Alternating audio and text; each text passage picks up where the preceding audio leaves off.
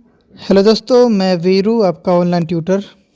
आज इस चैनल पे एक बार फिर से आ चुका हूँ एक बेहतरीन टॉपिक के साथ। आज का हमारा टॉपिक है एमएसपी बिल। आपको पता है कि हरियाणा और पंजाब के जो किसान हैं वो एमएसपी जो बिल आया है उसके विरोध में धरना प्रदर्शन दे रहे हैं और काफ़ी समय से हरियाणा और दिल्ली के जो बॉर्डर हैं वहाँ पे आंदोलन कर रहे हैं।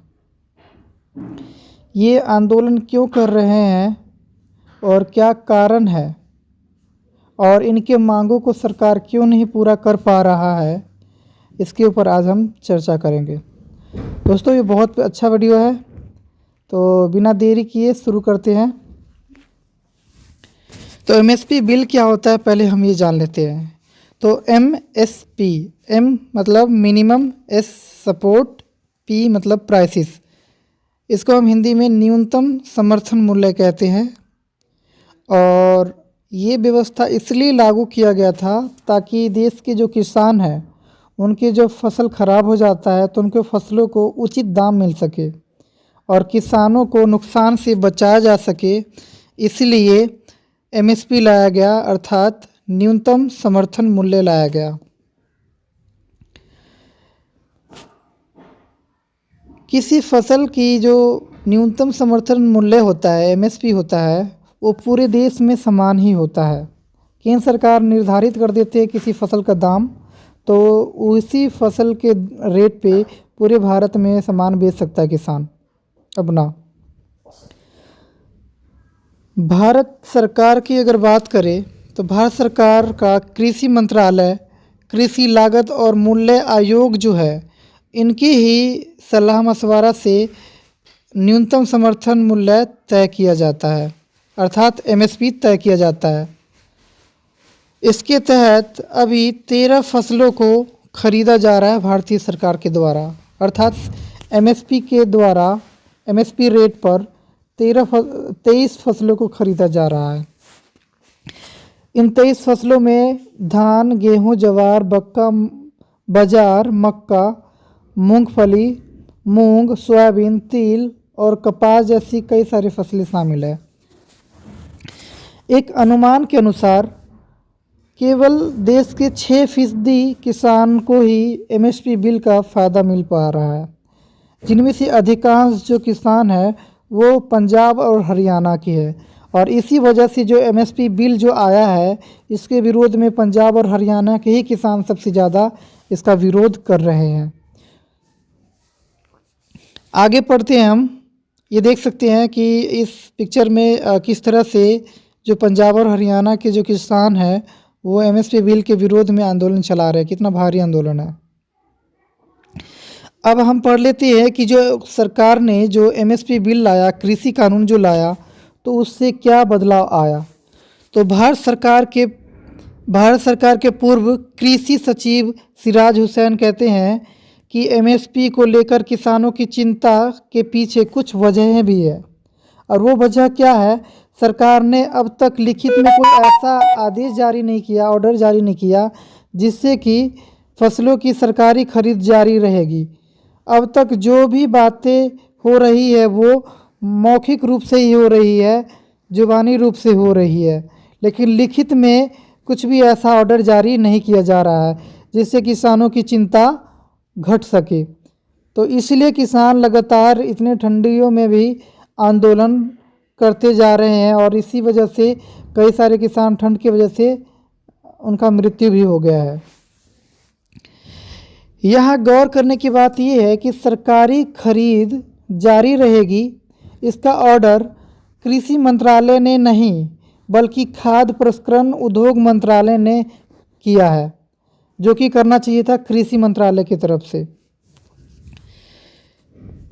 विरोध करने का दूसरी वजह ये है कि रूरल इंफ्रास्ट्रक्चर डेवलपमेंट फंड राज्य सरकारों को केंद्र सरकार ने देना बंद कर दिया। केंद्र सरकार जब राज्य सरकारों को जब ये फंड देते थे तो राज्य सरकारें इन फंडों को कृषि व्यवस्था को सुधारने के लिए खर्च करते थे, लेकिन जब केंद्र सरकार ने राज्य सरकारों को ये फंड देना बंद कर दिया तो सबसे बड़ा बदलाव तो यही आया कि कृषि सुविधाओं में काफ़ी कमी आया। अब पढ़ लेते हैं हम। नए कृषि कानून बनने के बाद ये दो महत्वपूर्ण बदलाव किसानों को सामने आ गई है, जो हमने अभी अभी पढ़े ऊपर। पंजाब, हरियाणा और पश्चिम उत्तर प्रदेश के किसानों की तरह देश के बाकी किसान आंदोलन क्यों नहीं कर रहे हैं? अब सवाल ये उठता है। तो मैंने आपको पहले ही बता दिया कि देश के 6% जो किसान हैं उन्हीं को ये एमएसपी का सबसे ज़्यादा लाभ मिल रहा है, और जिसमें से सबसे ज़्यादा जो लोग हैं वो हरियाणा और पंजाब और पश्चिम उत्तर प्रदेश के ही है। तो इसलिए देश के अन्य जो किसान हैं वो इसका विरोध नहीं कर रहे हैं, सिर्फ यहीं के लोग विरोध कर रहे हैं। अब ये आंदोलन के कारण क्या है? तो देखिए, पहला कारण है फसलों की गुणवत्ता के मानक कैसे तय करेंगे, ये फसल की क्वालिटी किस लेवल का है। तो सिराज हुसैन कहते हैं कि अगर एमएसपी पर खरीद का प्रावधान सरकार के कानून में जोड़ भी दे तो आखिरकार कानून का पालन किया कैसे जाएगा। एमएसपी हमेशा एक फेयर एवरेज क्वालिटी के लिए होता है, यानी फसल अगर ठीक ठाक है तो उसी फसल का दाम न्यूनतम समर्थन मूल्य के हिसाब से खरीदा जाता है, एमएसपी के आधार पर खरीदा जाता है। और जिस फसल की क्वालिटी बहुत ज़्यादा ख़राब है तो उसको एमएसपी के आधार पर नहीं खरीदा जाता है। जो फसल उन मानकों पर खरी नहीं उतरेगी उसका क्या होगा? तो जाहिर सी बात है उसका सरकार खरीदने से मना भी कर सकता है इस कानून के अंतर्गत। ऐसी सूरत में सरकार कानून में किसी की मांग को शामिल भी नहीं कर सकते हैं।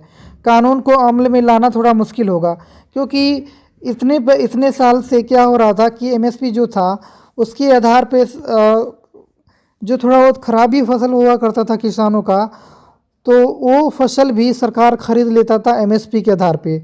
लेकिन अब जो नया कानून आया है एमएसपी के ऊपर, तो उसके अंतर्गत अब सरकार है अपने जो खरीदने की जो सरकारी खरीद है ना उसको कम करना चाह रहा है, और ऐसे में वो चाहेगा कि ठीक ठाक क्वालिटी का ही वो फसल खरीदे। तो इसीलिए जो किसान है वो परेशान है इस नए एमएसपी कानून से।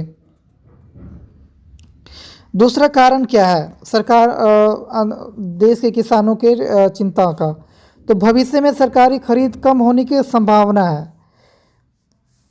तो अब मैं बता ही दिया कि सिराज हुसैन कहते हैं कि सरकार की कई सारी कमेटियां हैं, उन्होंने सिफारिश की है कि गेहूं और धान की खरीद को ना सरकार को कम कर देना चाहिए।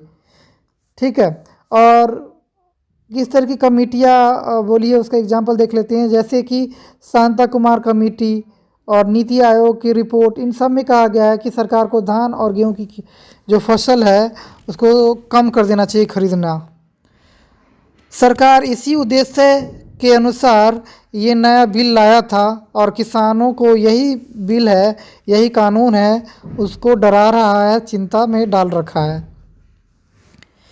ऐसे में जो फसल सरकार खरीदेगी या नहीं खरीदेगी या कब खरीदेगी ये कोई तय नहीं है। तो सरकार लिखित में कोई बात कह नहीं सकता है, क्योंकि सरकार खुद चाहता है कि सरकारी खरीद जो है गेहूं और चावल का उनको कम किया जाए। अगर वो लिखित में अगर दे देते हैं तो उनको खरीदना ही पड़ेगा किसानों का फसल, तो इसलिए वो लिखित में नहीं दे रहे हैं सरकार।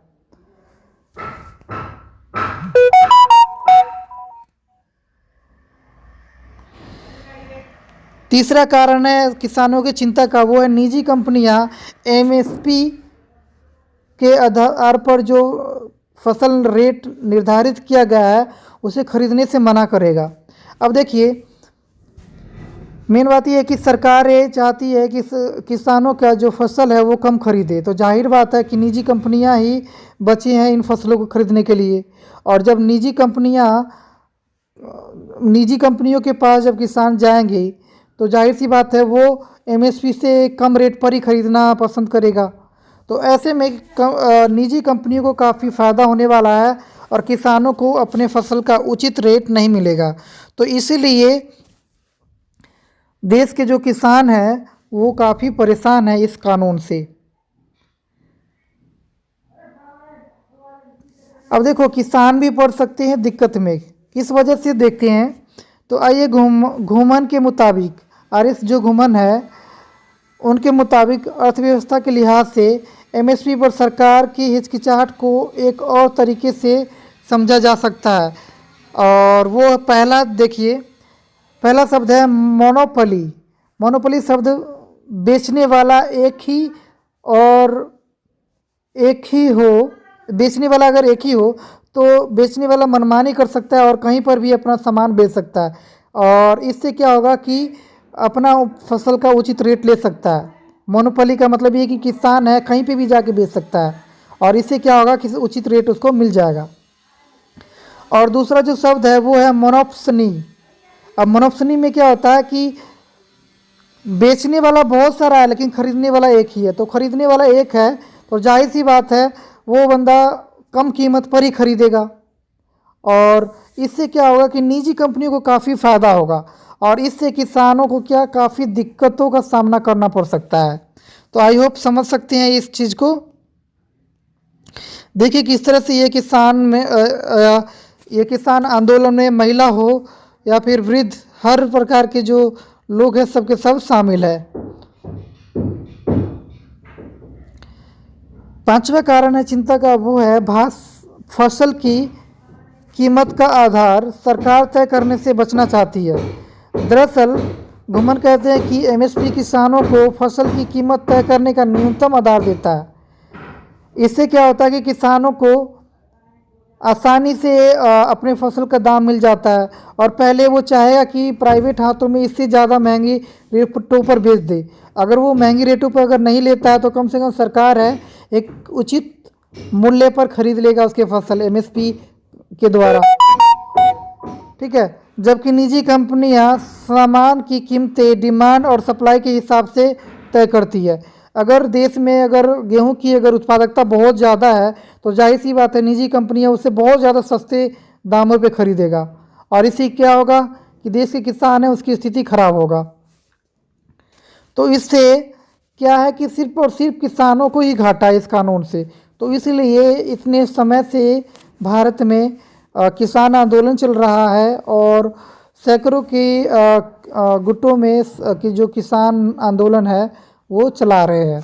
इसमें कई सैकड़ों किसानों का समूह है जो इसका समर्थन कर रहे हैं और दिन रात दिल्ली के और हरियाणा के बॉर्डर पर अपना आंदोलन कर रहे हैं और अपने बातों पर अड़े हुए हैं। तो दोस्तों अगर वीडियो अच्छा लगा होगा तो प्लीज़ लाइक शेयर कमेंट और सब्सक्राइब कर दीजिएगा, और साथ ही बेल आइकन को दबा लीजिएगा ताकि हमारा न्यू वीडियो का नोटिफिकेशन आपको जल्दी मिल जाए। Thank you so much.